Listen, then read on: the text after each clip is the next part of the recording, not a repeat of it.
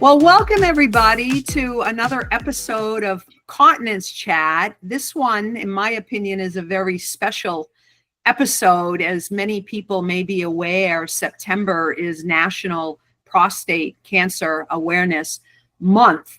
And while we are not digging into the weeds here with prostate cancer, what we are going to talk about is male caregiving. And so we've asked three very special guests to be on our program today because we think that they bring tremendous value to others who may be in the similar situation of caregiving for a loved one, whether it's been in the past, the present, and who knows what the future brings. So in regards to Prostate Cancer Awareness Month, I would just encourage all males out there to please go get screened. Ask your doctors if timing is right to be screened, depending on your age and background. But as many people know, it's such a common cancer. The good news is if treated early, it can be resolved with less issues than if you treat it sooner than later. So with all of that said, I'm proud today, very proud today, to introduce our three guests. George Ackerman is the founder of Together for Sharon. I enjoy reading his post. He's very passionate about the care that he provided for his mom, Sharon, who passed away from Parkinson's. And he's, in my opinion, taken his love for his mom, who would be so proud of him, and really made strides within the Parkinson's community. George, can you maybe give a little short background to the audience, please? Sure. Thanks for the opportunity, and to my fellow guests, it's an honor to be with you.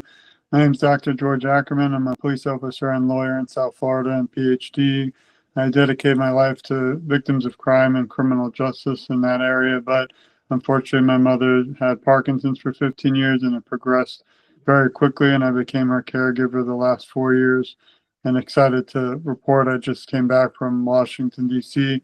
at the Capitol, advocating for funding for the NIH and many other areas to help find a cure for Parkinson's disease. So things are definitely happening, and we're finally being heard. But today, the topic of male caregivers is something also just as important. Super. And I'm going to come back to you very shortly, George, with a couple of questions for your insight and wisdom. So our second guest today is Carlos Olivas. Am I pronouncing that last name correctly? Olivas. It's pretty close. I like your accent, the way that just flows, Carlos. So I had the opportunity of speaking with Carlos probably in the last 30, 45 days, and he was sharing some of the trials and tributes, I will say, of caring for his dad, which he has done for a number of years now, who has Alzheimer's. He also is a home health aide with Right at Home out of Sacramento. We're thrilled too, Carlos, to have you here, and maybe if you could just share a little bit about your background to the audience. Well, thanks for the opportunity. Like George said, being around other males, talking about the male perspective of caregiving, it's not really been shared in the mainstream. They say that 2/3 of caregivers are women.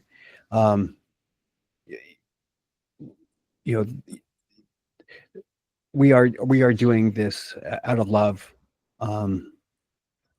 There's no doubt about that. All caregivers have a vested interest in our loved ones because we care. I've been at this journey for 9+ years. It'll be 10 years in December. It's been a long, hard road. Caregiving is difficult. This is a season that has transformed me and my family and people around us. Alzheimer's is a very misunderstood disease, and I'm still trying to understand it. That's one of the takeaways when I was speaking with you earlier. in the last 30 or 45 days ago that I always appreciated your transparency, your genuine love for your dad, and 9 years is a long time. I know there are many folks out there in a similar situation as it comes to time, but Carlos, I also appreciate your sense of humor, because I think caring for someone for 9 years is a lot, and you've got to have that overall good emotional health too. And I think you do a nice job of keeping everybody in check. So kudos. We'll come around to you with some questions as well. And then Edwin Peterson is the co-founder of Home Care Resources. Our Seni team has had the opportunity to do some collaborative projects with Home Care Resources. I'll let him tell you a little bit more, but one of the things that I love about his company is for anybody who has opened up a home care agency and maybe they've got some challenges or a lack of understanding whenever it comes to, it could be legal things, caregiving things, operational things, staffing things. Edwin and his co-founder, Kara, just do a tremendous job of making the hard stuff seem less hard. So welcome, Edwin. Thrilled to have you here. And you can probably do your company more justice, but those are my honest takeaways. I just adore everything that you folks stand for. Well, great. Thank you, Deanna. Good to meet the others of you.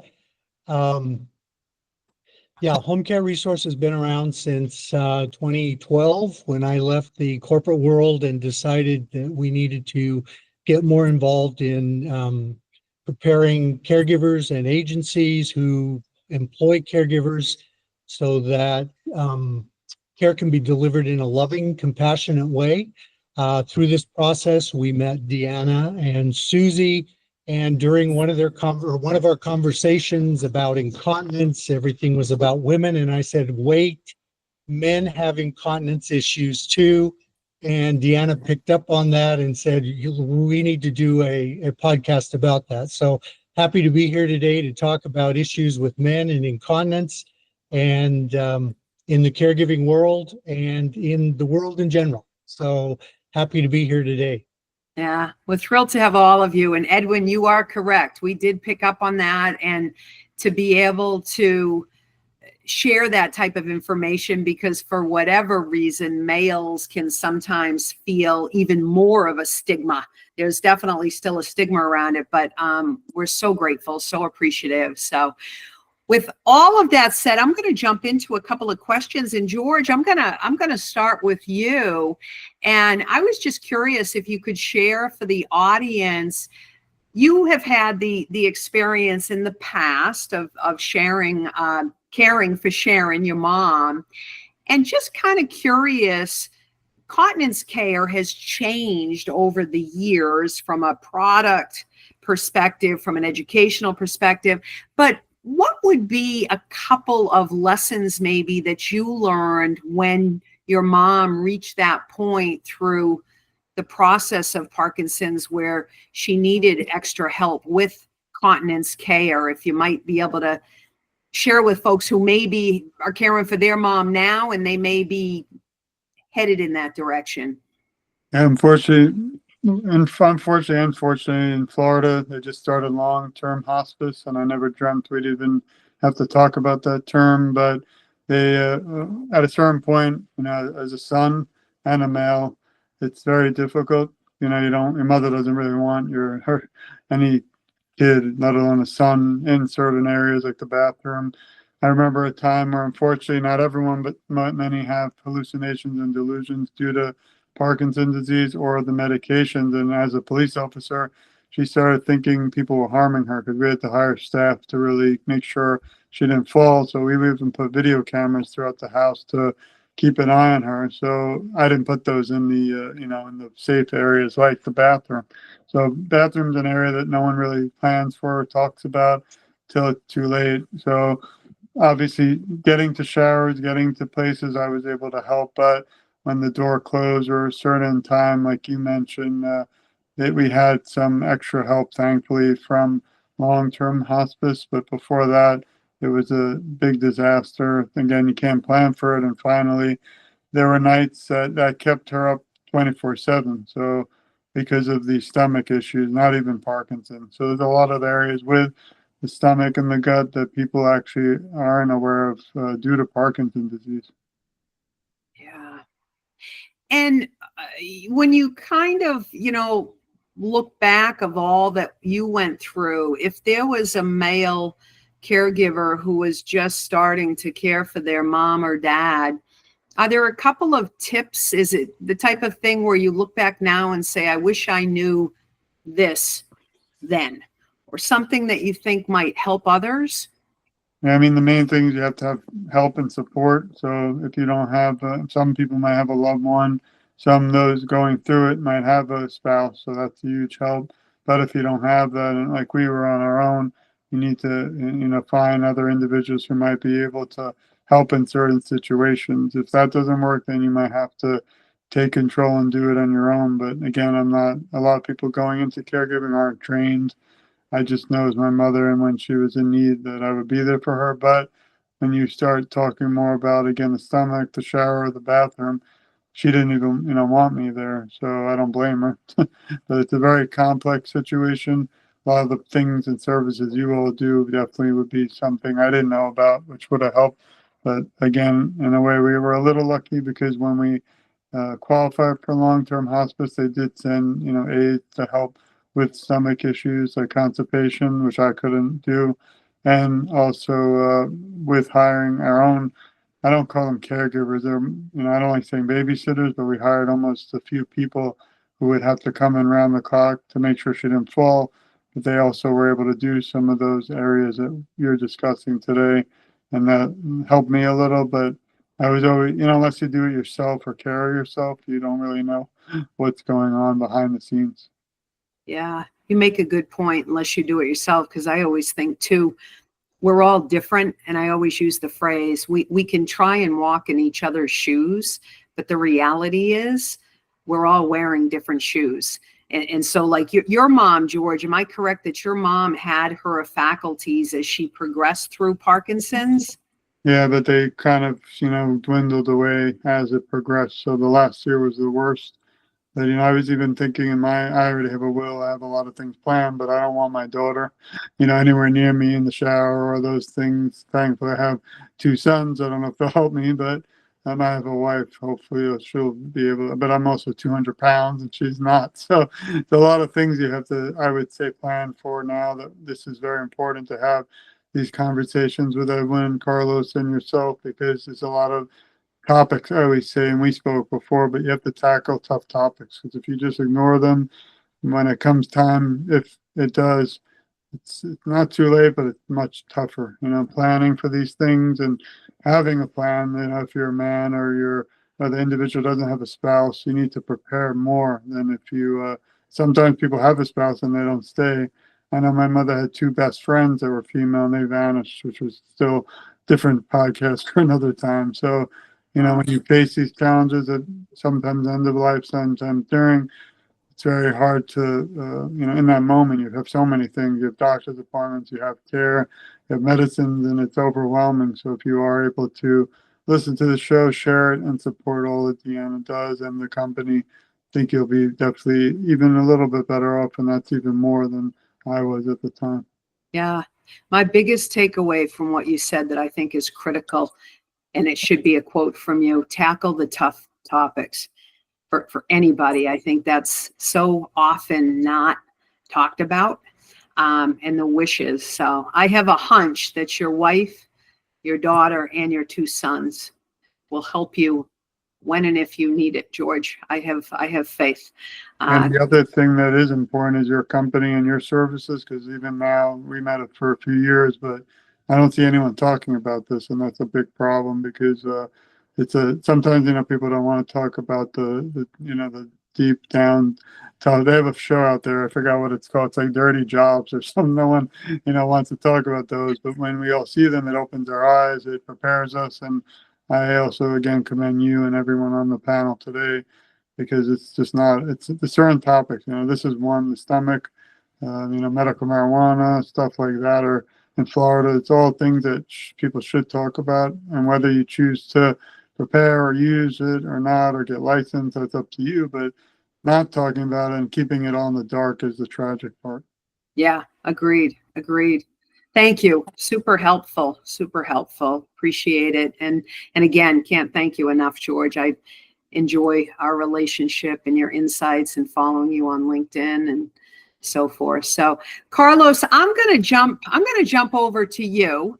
I know that you've cared for your dad for a number of years. We spoke a little bit about the dignity challenges that kind of are in line with what George was referring to.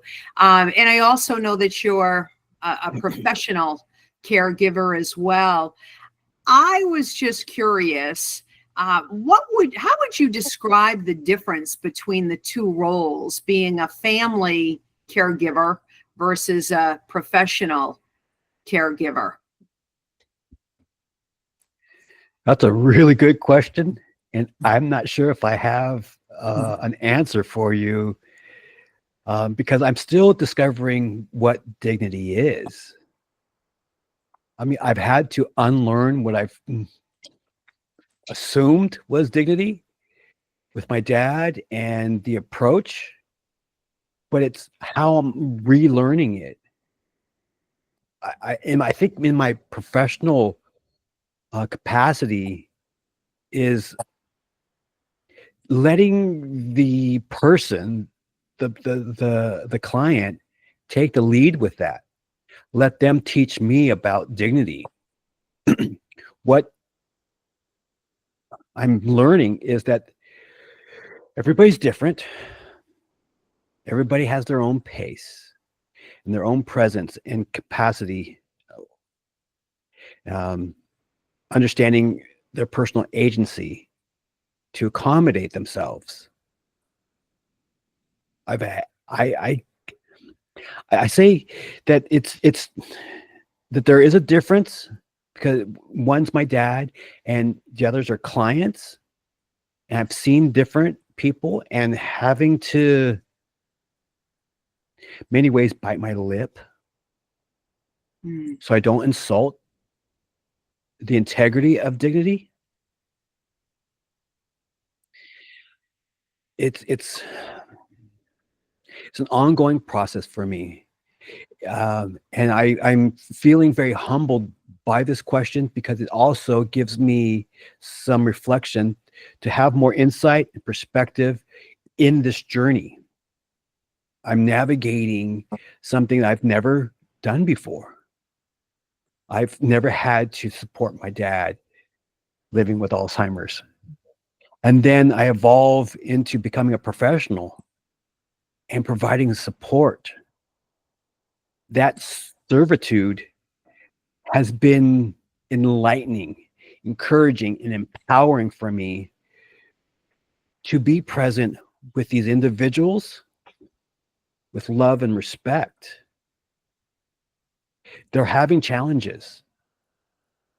I'm just there for them to lean on me or to provide or lift the burden off the family caregivers that are associated in this situation. Yeah. It's difficult to kind of really put in words what I'm feeling. It's just that dignity is something that I am absorbing right now, to be honest. And it's hard to give you an exact answer, but the difference is that there isn't really. It's just humans living life to the best of their capabilities are. Yeah. Do you feel like, I want to word this the right way. You know, I was way back in the day, they didn't call nurses aides CNAs. You were called a nurse's aide. So that's how much I'm going to date myself. But back in those days, being a professional paid nurse's aide, I felt like I could go to work, do a fantastic job, care and love for people, no issues there. But now that I'm actually providing additional support to a loved one in my personal life, you can't turn it off at all. That's how I feel. When you're a paid professional caregiver, you've got typically set hours, and you may carry some of that burden home, right? But you can take a break from it. I don't know if you feel that way. I feel like when it's your true loved one, it's 24/7, 365, whether you're in their presence or you're not in their presence. It's just, there's never a turn off. Even if you take time for yourself, which is important to take time for yourself, it's just, it's there. It's almost like your own, well, it is, right? It's your family. It's, I don't know if you feel that way. I do. I've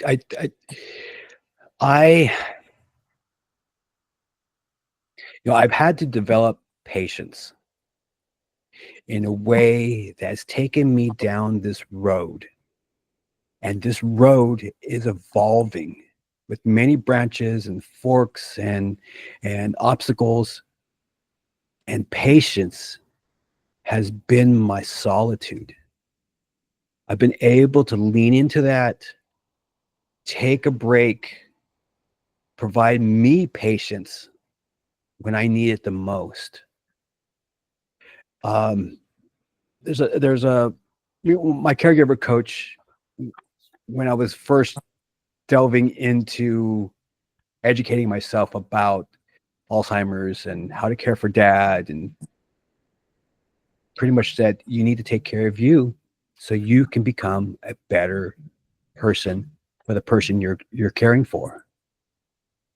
And that's something that I am doing now. I have to take care of me so I can provide care for my dad, and also in my professional capacity.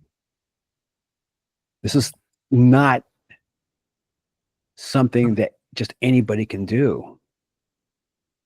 I just seem to like it. I think too, I'm glad that you said, you like it, because I always think too, I'm guessing plenty of families out there, and there could be, 2 siblings, 3 siblings, 4 siblings, and everybody has different, again, situations and personalities and relationships, right? Like even with their own parents, just different relationships. So I think that is the key. You have to like it or adapt to it so that you do like it. Because if you don't, to me, there can be a lot of resentment. If you can't happily take care of someone and give, then to me, it just turns into more of a resentment and task oriented. And that to me doesn't work for the person that needs the care or the family caregiver. So, kudos to you. What's one piece, Carlos, of advice looking back, if you think about where you are now, 9 years in, versus where you started, and you made a point early on of saying you learn, right? What you don't know until you get there. What's one piece of advice that you wish maybe someone had shared with you along the way that you'd be able to say, hey, if you're in these shoes, here's what you would recommend? I have to take a deep breath about this one because there's not just one single thing. But I think one of the main thing is build a care circle around you. You join a caregiver support group, talk to your doctor about what your challenge is going to be. I told him I'm going to be a family caregiver and I'm going to need support. I need to have myself periodically looked at under a microscope because things can just happen. Protect your mental health. Ask your doctor for a referral to a mental health specialist. Take some time for you, understanding that you are important. And for the longevity of this journey, understand that it's a marathon, not a sprint. but marathoners or runners in general, they have to be conditioned. Having an open mindset to take on these tasks, these roles, is hard. It's difficult. I've done it all wrong. I'm still correcting my mistakes to this day. I say I'm not perfect. I am not the best, but I'm present with my dad. And I'm listening to the expert. I'm listening to my dad living with Alzheimer's. He is the person that is important to recognize in this journey. I say he's teaching me how to care for him. But it's not always the case with Alzheimer's or related dementias. But the core thing is building that circle around you, listening to podcasts, support groups, listening to other men, especially in this journey right now. There's not a lot of men talking about it, talking about what they've gone through, the hardships, the roadblocks, the challenges that arise when you're not educated enough to go down this road, especially with a medical healthcare insurance, personal affairs, just getting educated, building your circle around you, talking to an elder care lawyer, talking to other community-based resources that may open up an avenue for support, having some outreach around you to support you when you do fall. I always say, have a rope team, especially in, hazardous conditions. Caregiving is a hazardous condition. You need to have somebody attached to you so they can pull you out of these ruts. Yeah. Give you a kick when you need to have that kick, give you a hug when you need that hug, and be that ear when you need to vent. Yeah. I love all that you're saying. One of the things that triggered for me a minute ago was when you said your dad is teaching you how to care for him. And it's interesting because at Seni and in the industry, there's lots of talk about person-centered care and an approach to person-centered care. But it's interesting, what you're triggering for me is we systemically as a society follow different processes to provide a person-centered approach to care to people. But you got me thinking, Carlos, that maybe it's the people teaching us, especially in communities, right? Versus we're going outsider in. I think you hit the nail on the head. It's got to be insider out. And so I think when communities talk about a person-centered approach to care, there's still processes in play. And I hope that different senior living communities aren't so rigid that they can't have the gray for that particular person that's teaching them, if that makes sense. That just triggered it for me. But kudos, to all that you're doing. It's not easy. 9 years is not easy. And I love the idea that you're aware to take time for yourself, and nothing wrong with giving anybody a hug. Who doesn't love a hug, right? We need more hugs in this world. We need more hugs. So kudos. Thank you for that insight. And then Edwin, I'm going to jump over to you, the catalyst for having this podcast on Continence Chat about male caregiving. So you know how much our company appreciates all the wonderful work that you're doing. And so I'm just curious I know your company helps home care agencies stay compliant, grow their business, put it all together, so to speak.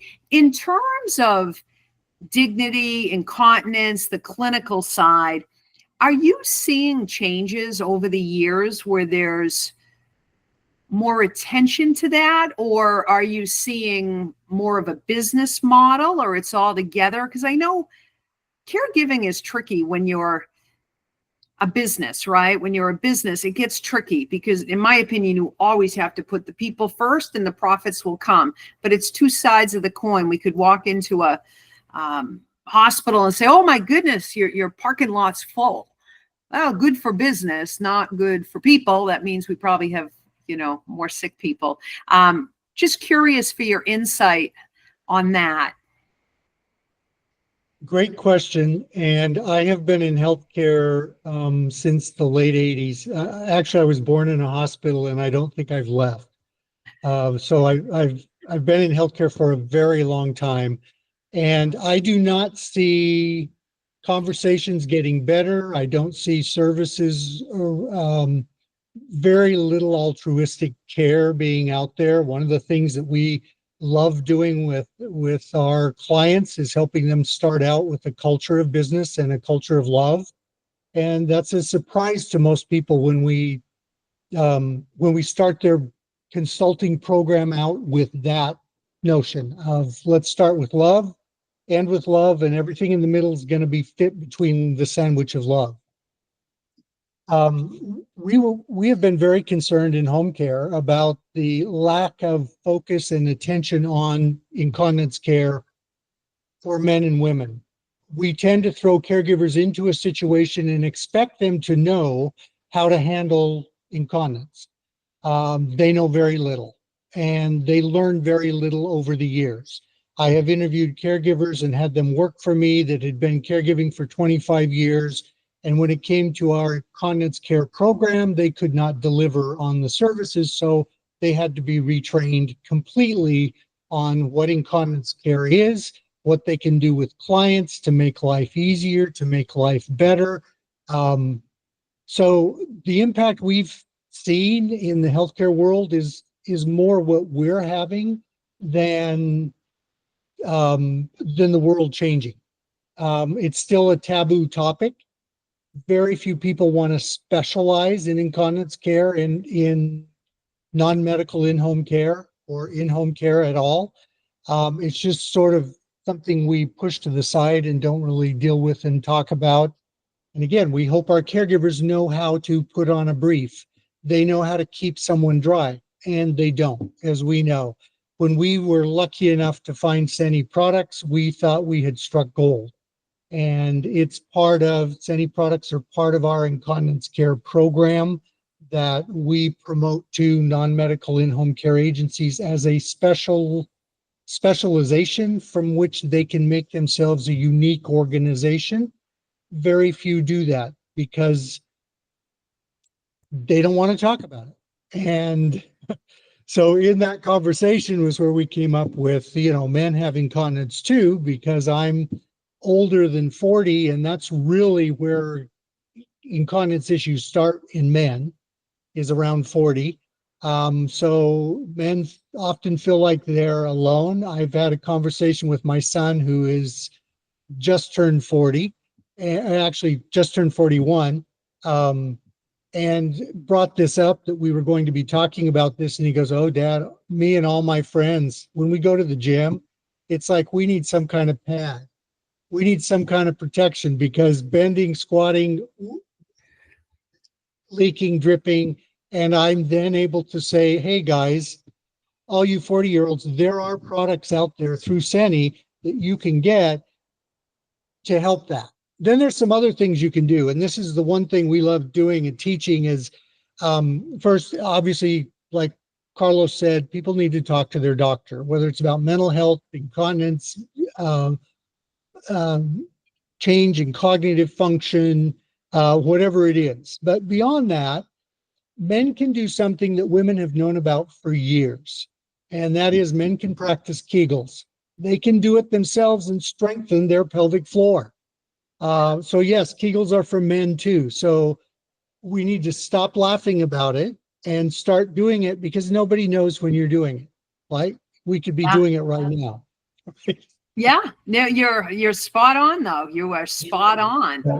And why not? Why not? And then, in all the years, some bladder training in our incontinence care program, we teach caregivers what bladder training is and how that can really help them too. fluid management, staying hydrated, but avoiding things like caffeine or alcohol, spread fluids out throughout the day, those kind of interesting things that make a difference in helping people manage a little bit of leakage, incontinence, whatever we want to call it, whatever it's happening and however it's happening. For me, I personally find that Seni products for men give peace of mind. And if we sell anything in this world, it had better be peace of mind. Yeah, we all need more peace of right? peace of mind in this world. Yeah, yeah. I I think oh, go ahead.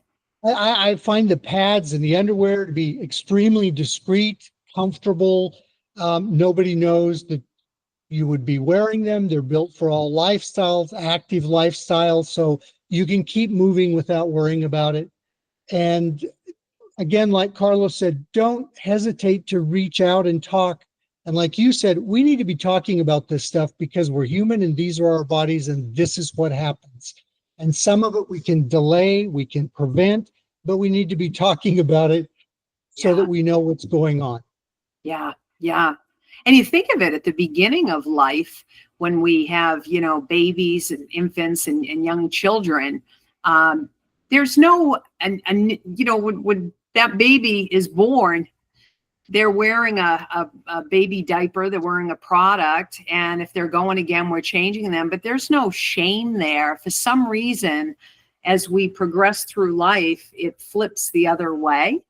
And in my opinion, it really just, the less we make a big deal of it, the better outcomes we're going to have and the better overall well-being. Because I think too, podcast for another day, but we all know the implications of social isolation, not just for that person that's incontinent, but I've heard stories where it could be adult children that say, I'm not going to go to the restaurant with mom because if she has an accident, then I'm up a creek. It affects all parties. So I think, I think that's key. And I was just going to say too, one thing, Edwin, I mean, you guys do a lot of things right, but one thing that I think is really impressive, the home care agencies that you work with, your training is ongoing. And I think in this industry, we tend to try to do a pretty decent job if we have a new hire with training, maybe once a year, if there's an annual caregiver retreat training. But I think we need more ongoing training. And I know that's one of the things that you folks deliver very well to the agencies that you work with. You've got a true, tell me if I'm wrong, but it sounds like, I know I've spoken with some of your customers and they feel that it truly is a partnership, not a one and done. And thank you very much. We've provided the training and carry on. I think you've got kind of sort of like a marriage. You keep coming back and doing more things together. But I think you do it very well. Well, thank you. And that is truly our focus. We don't sell products. We sell changing lifestyles. What I would like, my dream, is to have agencies prepared so that when I'm a little bit older and I need a caregiver, they're trained, they know what they're doing, they're competent, and they understand to come into my world and take care of me where I am and leave their stuff where it is. Often for many years running, big healthcare companies and that, I often would say to employees, I'm not hiring your problems. I'm hiring this task to be accomplished, this job to be done. And so when Carlos talks about learning patience, to me, I've learned patience is paying attention to the details that you're creating, that you're experiencing, of the reality that you're even creating. Paying attention to how do I do this that results in this that equals this. So it's almost like choice and consequence, and paying attention to that you do have impact. Because our goal is to maintain and build and preserve the dignity of a human being.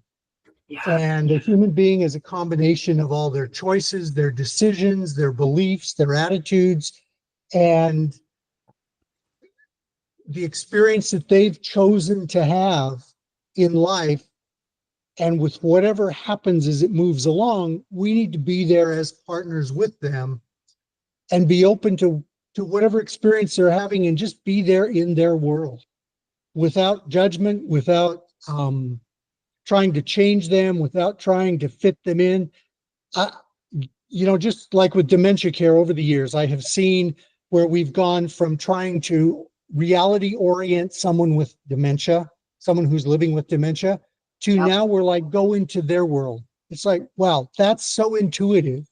It's like, that's where we should have been all along. And yet we still train caregivers what that means to go into someone else's world. And I think that may speak on our part to issues of our inability to love, which means to give without expectation, to respond to the needs of others, to respect others, to see them as they are and where they are, so that we can build trust between them and us, and therefore build trust within our own self. Those are the core components of how you create love and start preserving this dignity, supporting independence, and improving lives, and not trying to magically make them whole again, Yeah. but to be where they are with what they're doing. Yep. I couldn't agree more. I couldn't agree more. And as you were speaking, thoughts go through my head. We're hearing more and more and more about hospital at home programs where you have the person who's aging in place at home and the services are coming in. And I think about, you can have the best doctors, you can have the mobile imaging come in, you can have the occupational therapy come in, the physical therapy come in, you can have it all come into the home. But if no one is talking about or addressing incontinence, all of those services can come in 8 to 5, do a wonderful job, perfect. But if that person is incontinent and the products haven't been addressed, the education hasn't been addressed, and at night they feel wet because they're in the wrong size, the wrong style, a million different reasons, they get up and they fall. All of those services during the day are all for naught. They just went away like that. So to your point of coming into the world, I think that world has to be thought process, big picture thought process of 24/7, not just, off hours and on hours. People leave their home for two main reasons. Number one, Alzheimer's, dementia, some form of dementia, and they can't be cared for in the home, or the family caregivers don't have the capacity or don't have the funds to pay for care in the home. The second reason is incontinence. That's the most preventable reason to keep people in the home. The most preventable reason for people leaving the home is incontinence. Why we don't understand that as home care organizations and make that a specialization. We keep you in your home because we keep you fresh and dry. Yeah. Yeah. And we've got the products, we've got the services, we have the know-how. You're fresh and dry, you're safe, you're dignified. You can go out with Seni products and you don't have that squeaky, squishy sound of wearing a pull-up you bought at Walmart, or I don't know if I can say brand name stores, but big box stores. Yeah. Yeah. Yep. Now there are solutions, but people don't want to know because they love their experience of martyrhood. They love being the victim to their own choices rather than seeing there's a world out there of people like us talking that they can tap into and gain knowledge and insight and change and rock their world so that they have a way different world. In all the years working in healthcare, and I've worked in hospitals, home health, hospice, rehab hospitals, psych hospitals, non-medical home care, and if I didn't mention hospice, what hasn't changed is the general public's awareness that there is a healthcare system out there, and someday you're going to have to navigate it. Yeah. And you may as well jump in sooner than later, so Yeah. you can navigate it. Yeah. And it's a challenge for sure. It's a challenge. It for is. sure. Yeah. Well, thank you everyone for your insights, your tips, your wisdom. Again, I always tell my colleague Susie, who typically co-hosts this with me today, we had some some technological issues. So poor Susie couldn't get on, if that's the reality. But all that being said, she's here in spirit. But like we always say, you know, this podcast is really grassroots. It's meant to educate, and we will never know who did we touch specifically. But I guarantee someone listening to this is going to be very grateful for the three of you. So we can't thank you enough. We appreciate the relationships.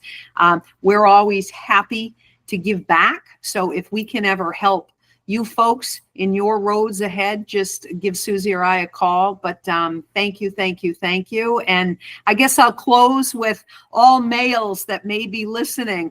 This is the month of National Prostate Awareness. So please go get checked, because your loved ones love you. Back to humanity. So hopefully everybody lives a good, long, healthy, and happy life. But thanks again.